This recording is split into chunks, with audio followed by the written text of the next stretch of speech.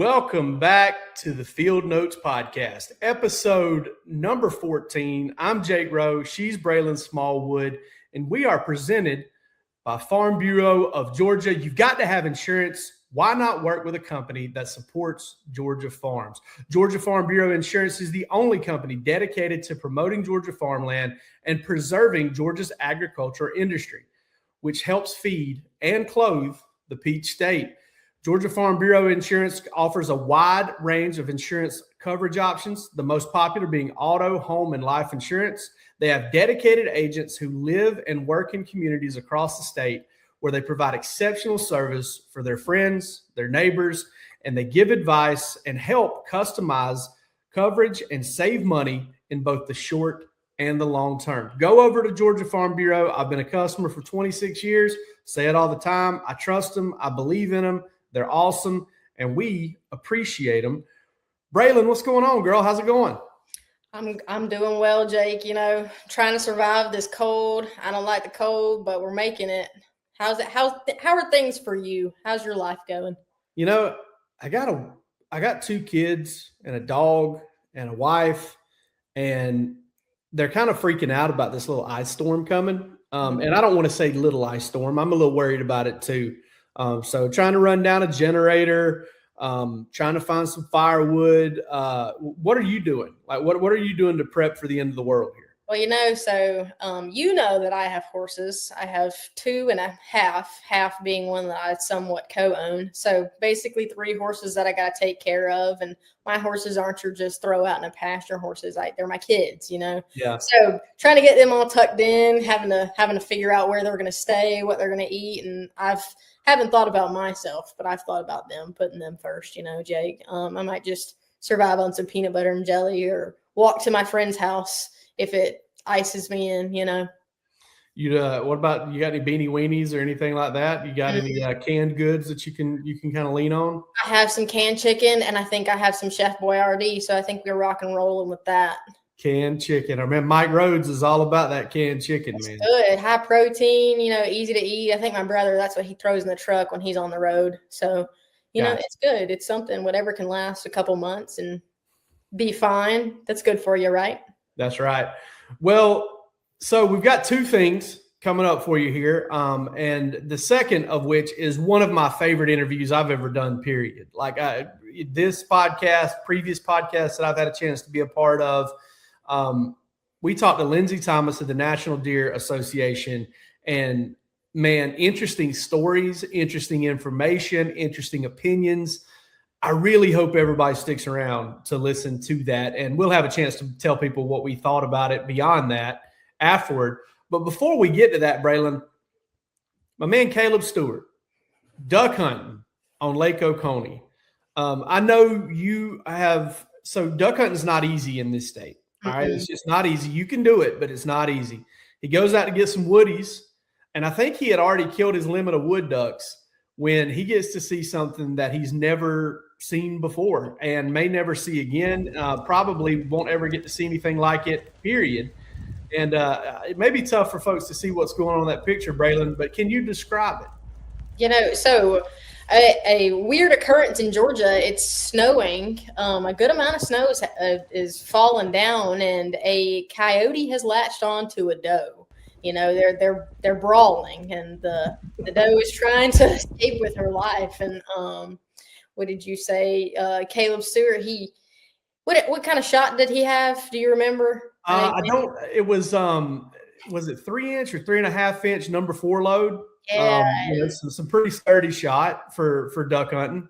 And so what did he hoop and holler and yell at this coyote to try to let it go or something like that? And then him and his buddy Heath, they flanked it. Like one went around one side, one went around the other, and they tried to kind of. And I just keep showing this video. I know people may not want to see it, but they kind of flank it, and then Caleb waits until the coyote lets go, and the deer is kind of just stunned. Like it's I think it's just kind of stunned that the coyote let go. Maybe that deer would probably been like I would have been in that situation, like I'm a goner, right? Like I'm done. And the deer just kind of stood there, and but Caleb had to shoot the coyote to get it to let go. And he didn't stop there. He actually went ahead and took the coyote. And I'm going to bring the picture of it up here. I'm sorry for those listening that can't exactly see it.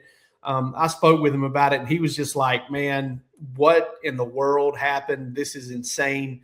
But he actually he went out, got him a limit of wood ducks, and also got a rough looking coyote. I don't know the last one I've seen that didn't look rough. They definitely don't look like house dogs. No, they definitely don't. They're fending for themselves, trying to take these does. And yeah, it's funny that that we got this story and we're able to witness all this because he actually DM'd the GON Instagram, and we were like, hey, like, this is awesome.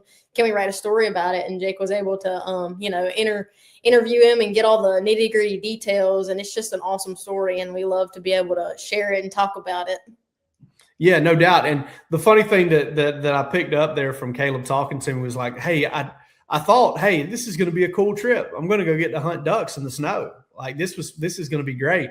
Well, he got to hunt ducks in the snow, got a limit of ducks, and got to save a doe's life. And I just emailed Charlie Killmaster because he's kind of our go-to expert on everything deer from the DNR, deer biologist. And I was like, hey, what's the likelihood that he saved 2 lives here? Because Lindsay's going to kind of tell us that, the fawn population, the does actually giving birth and that fawn living is about 50-50. But the odds of him kind of saving a pregnant doe here was virtually 100%. Like he said, it was a mature doe, and he's an avid deer hunter, so he knows. But the fact that he kind of maybe saved 2 deer right here is pretty incredible if you think about it. Yeah, what are the odds of this happening? I mean, one, it's snowing in Georgia when you're duck hunting, and then you kill your limit of woodies. I can only imagine doing that, but yeah. Getting to shoot a coyote and let the doe live. And honestly, the distance and like the close distance that they were at, that was cool.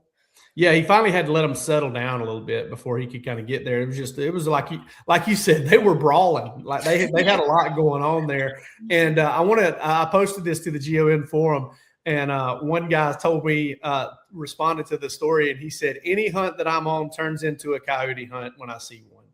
And then obviously we've got our coyote cull coming up. What is it, this spring? Yeah, and it should start in May, I believe. Yeah, kind of late spring. So we'll have a coyote cull going on there. Become a GON subscriber and drop a coyote, put the magazine in the photo with it, and you get a chance to win some pretty cool prizes. And also, just since we're talking about it, got a chance to win some pretty cool prizes over at GON right now if you subscribe to the magazine. Yeah, we're doing something fun for the first time. We're going to do a subscriber-only giveaway every other month starting this February. You just have to be a subscriber, and you could win anything from a turtle box to a rugged road cooler to any of our great prizes. But this February will be our first one, and we are giving away a Turtle Box Gen 3 waterproof speaker. So, you buy your yearly subscription to GON, and you could win this awesome speaker that I'm jealous of whoever gets one because they are really nice. And shout out to Turtle Box for hooking us up with one of these, and my buddy Colt Dave for kind of making that connection there. But really excited about this. And honestly, I'd never actually put my hands on one of these before. It is a sturdy, heavy, quality piece of equipment. It is unbelievable. And it's this is substantial. So listen, if you're not a GON subscriber and you're watching this, $29.95 a year, jump in, get a chance to win this, other prizes throughout the year. We're going to be doing a lot of it. And got a little hat tip to Braelin here for making all this happen. She put all this together and did it. She also was a big part of putting together this next interview that we're going to do over here on the Field Notes podcast. We're going to talk to Lindsay Thomas of the National Deer Association. Folks, he's going to tell about his time at GON, one of the most entertaining stories of a record deer in Georgia and the fallout after. We're going to talk about deer management. We're going to talk about so many things, and it's all just incredibly entertaining. So I'm just going to get out of the way and let you guys enjoy it. Our next guest on the Field Notes podcast, This guy knows a lot about deer, man. A lot about deer. And it's another one of those guests, Braelin, where I'm sure when we get through talking to him, we're going to be like, I wish I knew anything. Like, this guy knows what he's talking about. It's Lindsay Thomas for the National Deer Association. And Lindsay, man, we really appreciate your time. Thank you so much. And one thing, just, hey, we're not rude around here. How you doing? I'm doing great, Jake. Thank you so much to you and Braelin for having me on. I've been looking forward to talking with y'all. So tell us a little bit about your background. We know you worked with GON for a while and had a good little run over here with the magazine. But, tell us a little bit more about kind of what has gone into your career and what has led you to the National Deer Association. Yeah, so I got my journalism degree at the University of Georgia, and my first real job out of college was as an editor with GON. I got very fortunate. Was hunting for a job and, kind of hoping I'd be an outdoor writer. And my brother happened to see an ad in GON for an editor. So I applied and got the job. That was, 94, November of 94. I was when I started. Daryl Kirby and Brad Bailey were the editors then. Eventually we added Brad Gill. And I was there for 9 years. It was a great time. Of course, as y'all know, covering Georgia from one side to the other, hunting and fishing, whatever was going on out there. But for me, sort of my top passion is deer and deer management. So when an opportunity came along with what was then known as the Quality Deer Management Association to do communications for them, I took that job and or was lucky enough to be offered that job. And I've been there since. So 22 years plus here now. We're now known as the National Deer Association, and I'm their chief communications officer. I'm from Georgia, grew up in Southeast Georgia in Wayne County, hunt and fish in Georgia, love it. Don't hope to ever leave. So this is definitely where my heart is and love the outdoors. So I'm very happy to have the career that I've had and to play the role that I've had helping Georgia hunters learn more about deer. That's awesome. That's really cool. So I only recently found out that you had been an editor at GON, which I thought was very awesome because I think a friend had mentioned like, hey, reach out to Lindsay Thomas. Like he's basically a deer guru kind of guy. But is there any like fun story that kind of sticks out in your head about just like your time at GON or any particular instance or maybe your favorite thing that you did? Gosh, that's tough, Braelin. It was a great time. I learned so much from the guys then, because I was the new guy and they were the old hands at covering the outdoors in Georgia. It was a great training experience for me. And as y'all know, covering, getting sent to bass fish and write about it and covering deer and turkeys and everything there was, public land, covering the legislature. I was sent to cover the legislature pretty regular when I was there and what was going on there in policy for the outdoors. So many great experiences, getting to see the truck buck antlers gathered each year to be scored, the best deer in Georgia gathered in one place, getting to put my hands on those antlers every year. So many great experiences. I don't know that any, one thing stands out. We could tell stories all night on this.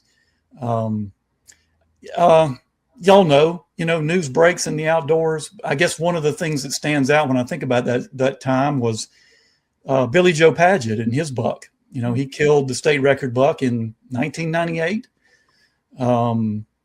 And, just that whole story there. We actually all went down to McRae, Georgia, to the courthouse. It was a big story that he was charged actually with some wildlife violations. Wow. And was acquitted in a trial. He pleaded not guilty, went to the trial. We all went down to the courthouse in McRae and saw the whole thing. And he was acquitted. And of course, he's that is our state record buck in Georgia now. And so that was just a very wild experience, that stands out when I think back to those days. But yeah, there were so many things like that. That's so fun. Am I right here? So state record buck, and then right up the road in Jacksonville, Georgia, or down the road, in Jacksonville, Georgia, isn't that the state bass, the state largemouth record too? That's right. Yeah, George Perry's largemouth caught on an oxbow lake off the Ocmulgee River is not far from that same location. Exactly right. That's wild. That's incredible.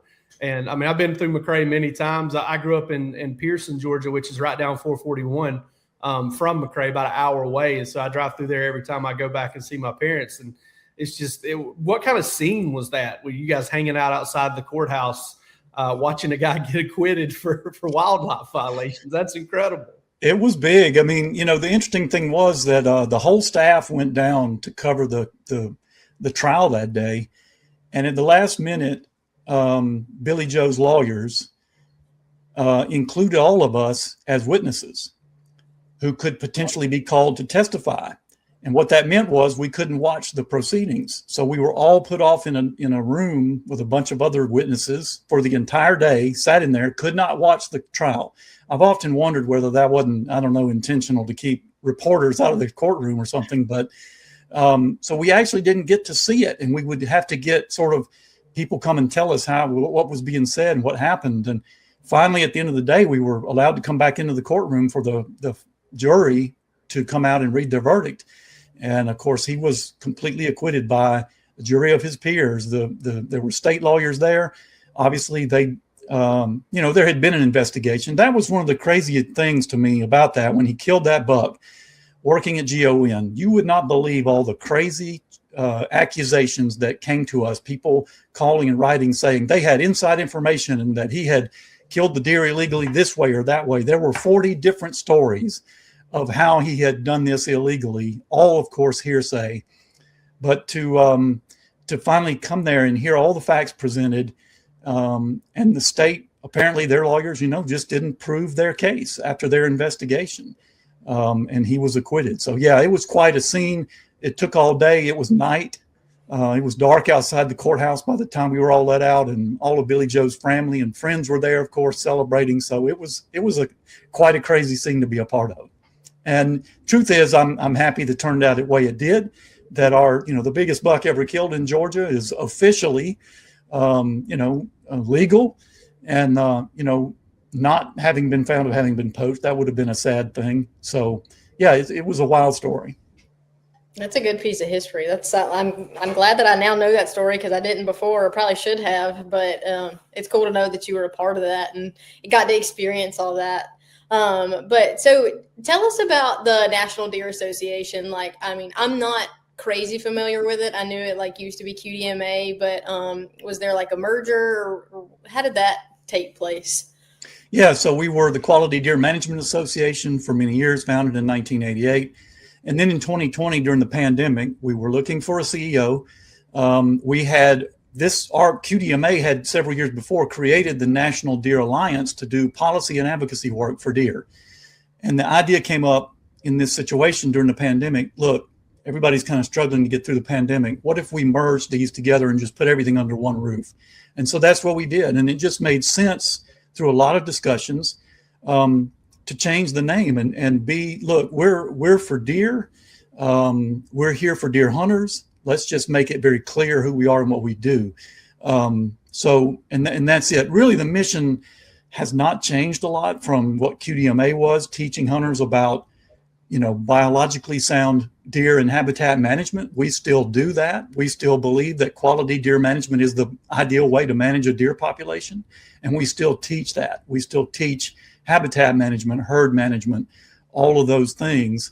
But it's just a little bit broader. We now, of course, have a strong advocacy and policy apparatus in the organization out there working across the country to fight bad policy for deer, to promote good policy and legislation for deer and deer hunters. We look at ourselves as being here for the resource. We are here to speak for the deer and see that whatever, that the right thing is done for deer to ensure that we always have that resource and are always able to hunt them into the future.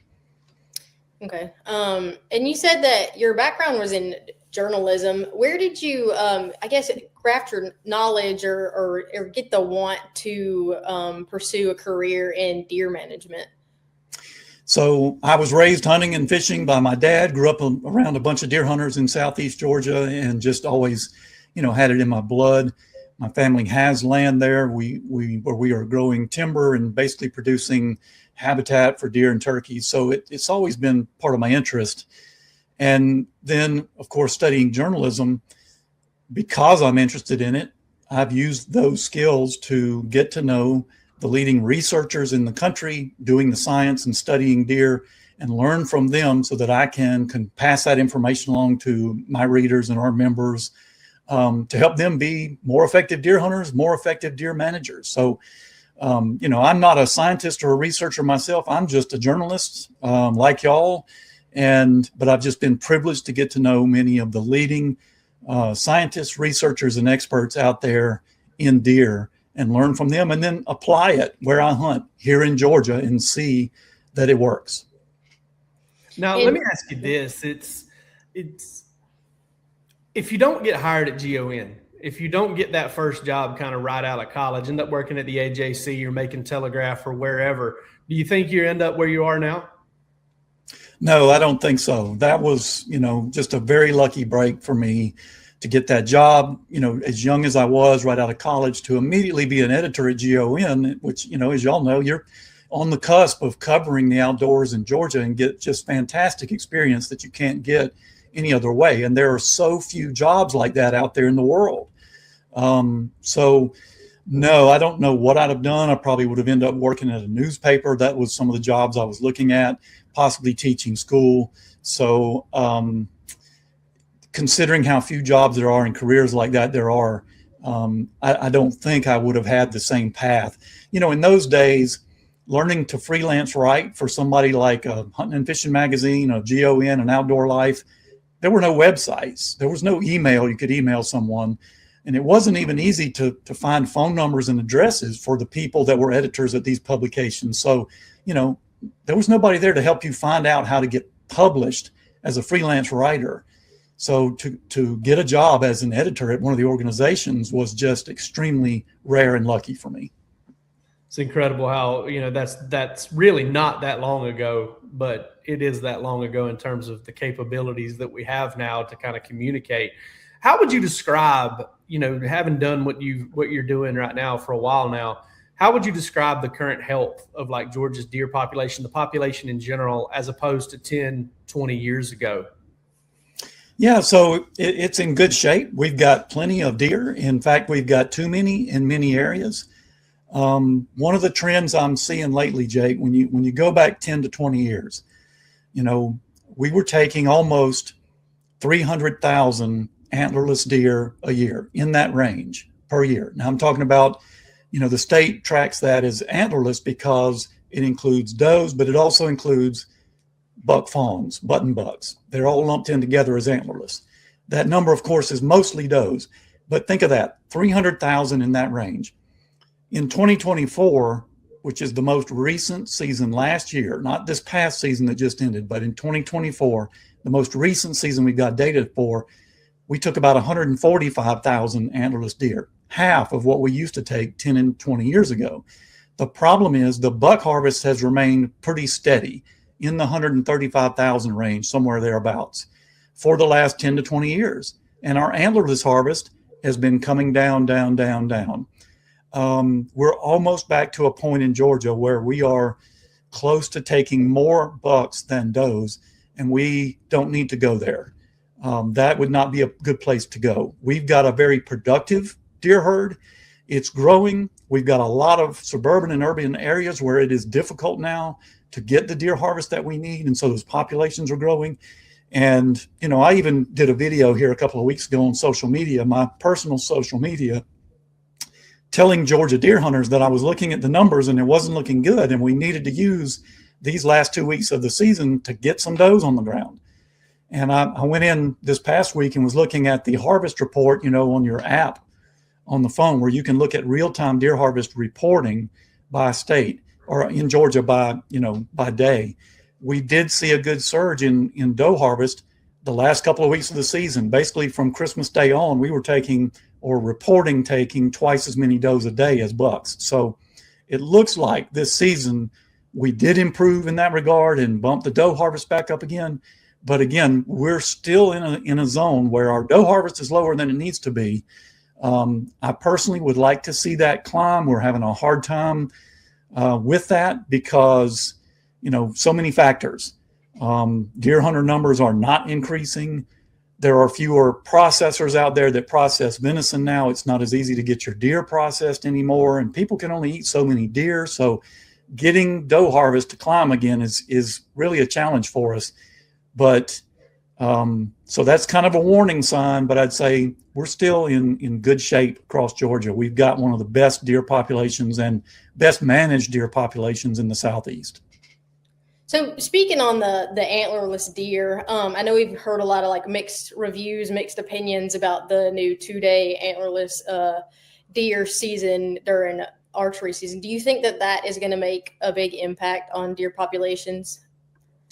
Well, it remains to be seen, Braelin. And that was the big question was, okay, if we offer this, will it be additive? Will it actually increase the doe harvest, or will it just shift the timing of it? In other words, will people shoot a doe or two that weekend, put them in the freezer, and that would, basically be a doe they might have shot later in the season instead of additive? To me, it looks like it's going to be additive. If you look at that chart in the app of the real-time reporting, that weekend was a significant spike in doe harvest across the season, both that Saturday and Sunday. In fact, that weekend and the last weekend of the season will end up being the two biggest weekends of the year in terms of doe harvest.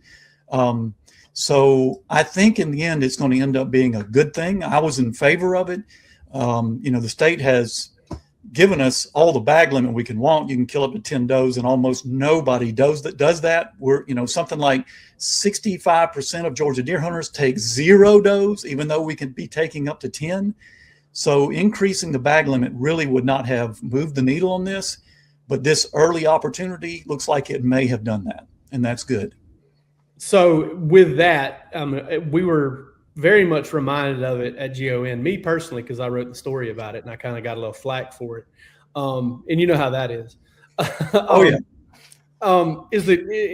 Is the juice worth the squeeze there? I mean, is the good that it did worth kind of the bad that comes with that, which is, hey, more booms in the air, more opportunities to take that trophy buck early in the year with your gun, that type of thing. Do you think it was worth kind of listen, I know for a fact that it probably wasn't a lot, but there were some people that probably took advantage of that and made that happen with the cover that they were provided with gunshots going off and things like that. Do you think that spike that we got from that early doe season was worth it and taking more? Yes, absolutely. We need to get our doe harvest up, Jake. It is, like I said, sagging and low. We don't need it to go any lower. We need to get it back up. And so anything we can do to get that doe harvest growing again, we need to try it. Yeah, there was some talk about, everybody's going to shoot a buck illegally. That is always far bigger in people's imagination than it is in reality. The vast majority of deer hunters out there follow the law. And I think that, anybody that would do that is probably going to break the law in other ways throughout the season anyway. That's why we have wildlife law enforcement. So, no, I don't see any negatives there that would outweigh the positive of getting that significant doe harvest that we needed early in the season. From a deer hunting standpoint, getting that doe harvest early, what that does, adjusting your buck to doe ratio before the rut, can actually make the rut more intense. Because, that's the problem with not getting enough doe harvest in an area where your hunt is. When bucks are outnumbered by does, they don't have to move as far to find the next estrus doe during the rut. And so they are a lot less visible. If you can get your doe harvest early, this is something we tell people. People ask, hey, when should I do my doe harvest? As early as you possibly can. That's the best time. Because if you can actually tweak your buck to doe ratio before the rut, you may actually see more bucks that season, again, because they have to compete more. But people often worry about, if I shoot a doe, I'm going to spook bucks out of the area. That doesn't even happen in the same hunt. There's been so many times that I have put a doe on the ground during the rut and had bucks come up and check her out, stand around waiting for her to get up. So, and that happens fairly often. That is not a real fear that you need to worry about, that shooting a doe is going to prevent you from harvesting bucks. It doesn't work in the same hunt, and it's certainly not going to hurt you weekends before the rut, with something like we saw here. gunfire is not hunting pressure. So yeah, I'm in favor of this or anything else we can do to get folks to take more does.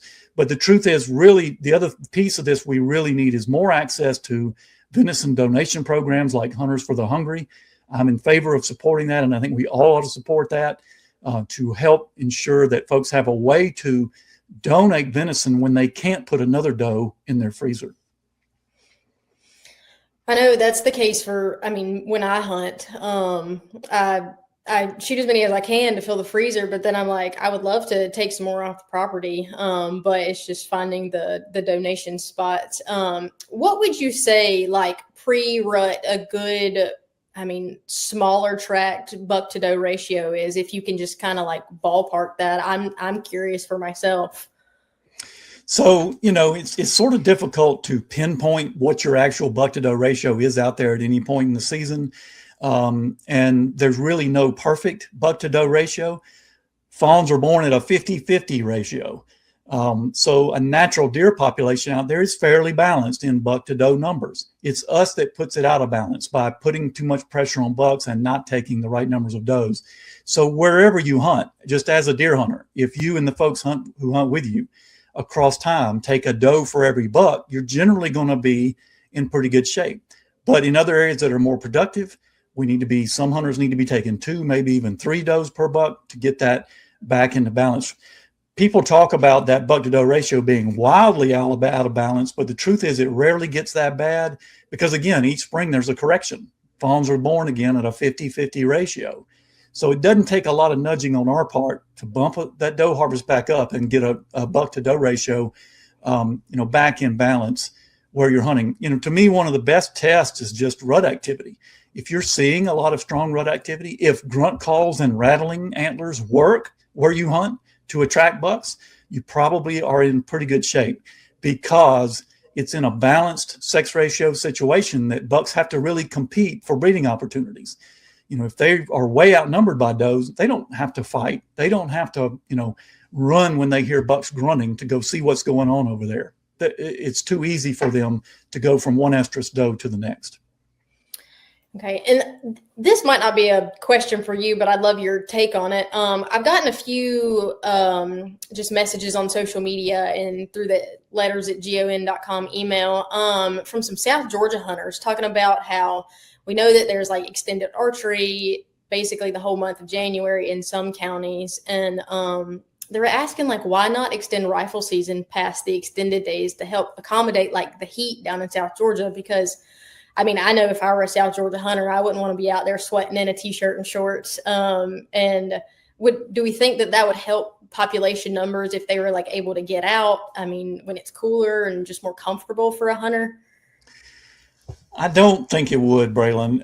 Look, I hunt in Wayne County, which is, lower coastal plain, southeast Georgia.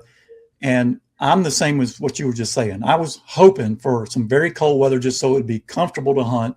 I burn a thermocell down there most of the year.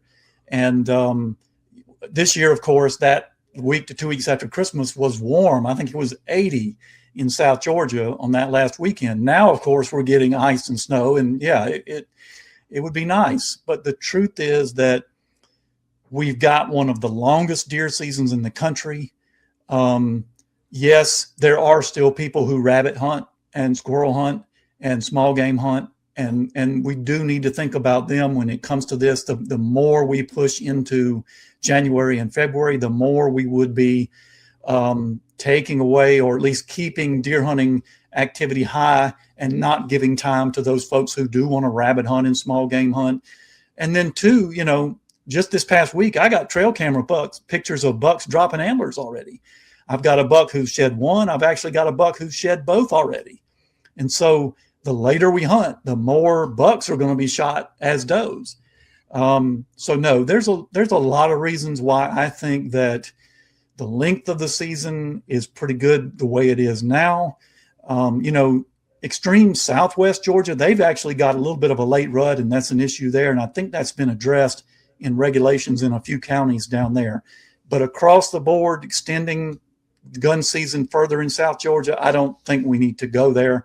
We've got so much time already. Sure, it'd be nice to have a little bit more cool weather, but For so many reasons, it's best to just let it end where it does now. I've got a couple more questions for you before we let you go. One of them, obviously, you said you grew up fishing too. What's your thing there? I love to fish, and it's kind of my thing. I do love to hunt as well, but I'm much more of a fisherman. What's kind of your go-to when you get a chance to wet a hook?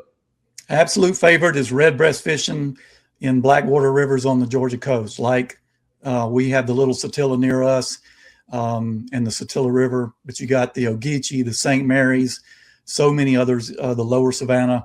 But yeah, red breast fishing on the Satilla River drainage is my absolute favorite. If I didn't, could be doing anything out there to fish, that's what I'd want. But I love it all. I particularly love shoal bass fishing in places like the Ocmulgee and the Flint, in the rocky shoals of those rivers. But any kind, largemouth. I've even done a good bit of trout fishing in the mountains. Georgia's so fortunate that we have everything from trout streams to sea trout.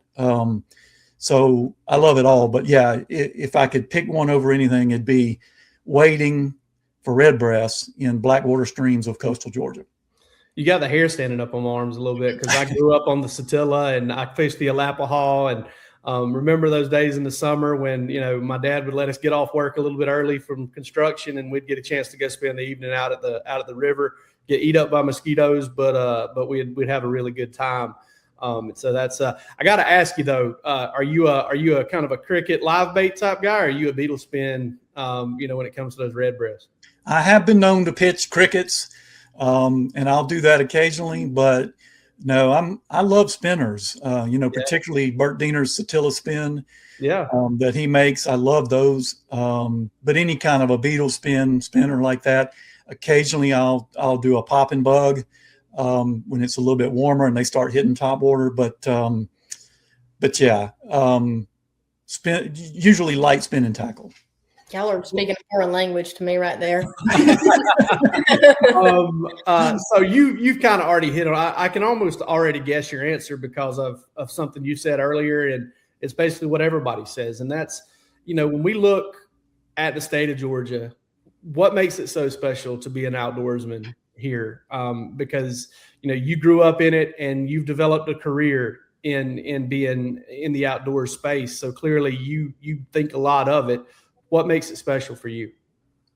Yeah, just the diversity that we have here when you think about it, which I learned when I was an editor at GON, how many different things there is for us to communicate and do in the outdoors out there, from trout streams in the mountains to the coast and blackwater streams and great saltwater fishing, great river fishing, great reservoirs and bass fishing, fantastic deer hunting that stands out. We're one of the top deer states in the Southeast, even when it comes to, the number of Boone and Crockett bucks we produce. Great turkey hunting, great small game hunting, quail, dove. We've just got we're just blessed with so many resources here. We've got, great forestry agencies here that guide us in using things like prescribed fire and managing our habitat. And the regulatory window for us to be able to use things like prescribed fire and other habitat management techniques. Many states, particularly in the north, it's much more difficult and many more legal barriers to manage your habitat with things like prescribed fire. So we're just very fortunate. And I'd even throw out, not to forget the fact that the University of Georgia has the UGA Deer Lab here. And y'all, it is literally one of the top deer research institutions in the country. If I had to tell you the top 5 deer research institutions in the country, the UGA Deer Lab would be in there with them, probably top 3. So just some fantastic deer research done right here in the state of Georgia. And a lot of history there, going back to Dr. Larry Marchington in the 60s, who was, a UGA professor and the first person to put a tracking collar on a deer, to Carl Miller, to, Dr. Gino D'Angelo, who runs the UGA Deer Lab now. So just, across the board, just a rich history and rich outdoor traditions in the state of Georgia that are, we should never take for granted. Lindsay, we appreciate you coming on, but one last question before you go. What can the viewers and listeners and readers of GON do to help NDA in any way? Follow us. Join our free newsletter that comes out every week that shares information about deer. You can sign up for that at our website, deerassociation.com. It's free to become a basic member and start getting that free newsletter. But of course, we're a nonprofit organization. We have paid memberships. We take donations. We'd appreciate support of any kind. We've got all kinds of programs going on out there. Everything from our Field to Fork program, which is an adult hunter recruitment program, helping adults who'd like to learn to deer hunt go on their first hunt. I participated in one in Dooley County back in December. That was a big success. So we've got volunteers and branch members out there doing these hunts and these activities around the state now. So get involved with us. Learn about us by signing up for that newsletter. Start getting our content about deer and deer management, and learn about our programs like Field to Fork, like Deer Steward, which is a sort of an advanced training program to learn more about deer and habitat. So we just got a ton of information. We're active on the policy front. We're actually following legislation here in Georgia like we do in other states. So yeah, if you're a deer hunter, you ought to be involved with NDA, deerassociation.com. And of course, we're on all your favorite social media channels, National Deer Association. So thank you for that. Awesome, Lindsay. Thank you so much, man. This was a lot of fun. Felt like it was like 5-10 minutes, and we've definitely gone longer than that. So really appreciate you, and come by and see us sometime at the office, man. We'd love to see you. And you know, probably not that many familiar faces around, you know, now that Daryl and Mike have retired. But we would love to hang out and learn more from you, buddy. I'd love to do that, Jake. Thank you for that invitation. I've gotten to know Andy and many of the other faces there, so I'd like to get to meet y'all. Thank y'all for what y'all do for the outdoors in Georgia, and thank you for having me on the podcast. I really appreciate it. Enjoyed it. You got it, buddy. Anytime.